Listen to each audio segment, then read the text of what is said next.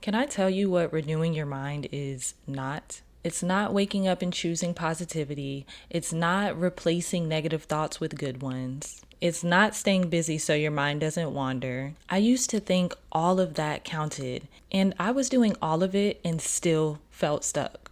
It still felt like something just wasn't moving the way that it should. What I'm learning is renewing the mind is actually deprogramming. It's a complete renovation of where you once were. The Greek word that Paul used in Romans 12:2 is Anakainosis. I truly hope I'm pronouncing this right. Ana means again, and kenosis means new. Not refresh, not motivated, completely made new. And I realize that most of us are trying to build this new life on top of an old operating system.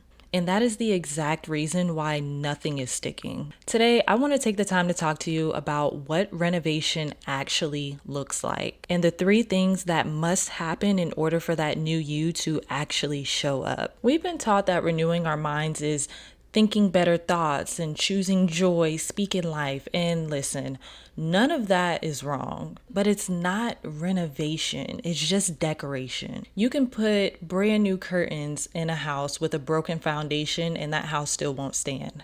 Deprogramming means going back and asking, what was installed in me?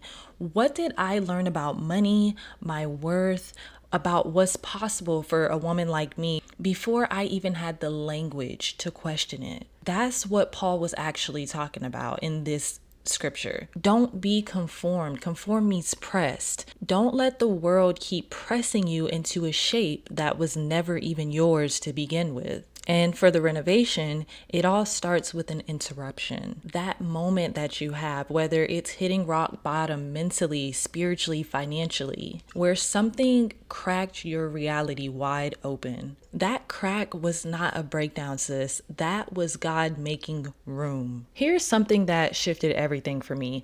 The word renew in the original Greek means to resume an activity after an interruption. Not to start over, but to resume, which means that the interruption was always a part of the process. That season where everything began to fall apart, whether it has financial pressure, the mental exhaustion, the moment that you hit a wall and you're literally like, this just cannot be my life. That was not a detour. That was the interruption that was made in order for that renovation to begin. And I know some of us that are in the seasons where the ideas started coming, but they seem so far out of reach. They seem very crazy and made you feel like you are delusional. But that's not delusion. That's just the new version of you trying to get your attention before that old system comes out and talks you out of it. And the question is not, God, why did you let this happen? The real question is, what is he resuming in you on the other side? And here's where most of us get stopped. The renovation begins, the ideas come, the visions get clearer, and then we psych ourselves out of it. The very thing that God put us here to do starts to feel too big and too crazy and just too far out of reach from where we currently are. That's not humility. That's the old operating system running a program that was never installed by God. Paul says, be transformed. And in the original Greek, that's passive. You are transformed. You don't do it yourself. You surrender it. You cooperate with it. You stop protecting that old version of yourself that feels safe and just let God do what only he can do. And that's make you completely new. Anakainosis, complete renovation.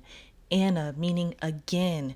Kenosis meaning new. Not improve, not upgraded, new. And that version of you that can steward the life that you've been praying for, she is not built in a moment. She's built in the daily decision to think from a renewed mind, to operate in a renewed mind, to make choices from a renewed mind and not the program one. Renewing your mind is not a one-time decision. It is a daily renovation. And some days those old patterns are going to show up and be way louder than what you're currently trying to renew. And that's just simply a part of the process. It is not failure. You are not a failure, sis. You are called by God. And the only way that you can get to do what he put you here to do is to allow him to do the heavy lifting in you. but you just have to make that daily decision. And for that woman that you're becoming, she's being built right now. That is why you are watching this video. There was something that spoke to you that led you to finish this video in order to understand, what is it that I have to let go? There was a divine interruption. And sis, if that's you, I want you to drop in the comments, sis, it's me. Let me know that you are here and that you are on this journey alongside with me. Sis, you are being built and you are called. Those ideas that felt too big, you are being built in the interruption, in the moment that you choose the renewed mind over the familiar one. And sis, don't leave here and go back to decorating. Let God renovate.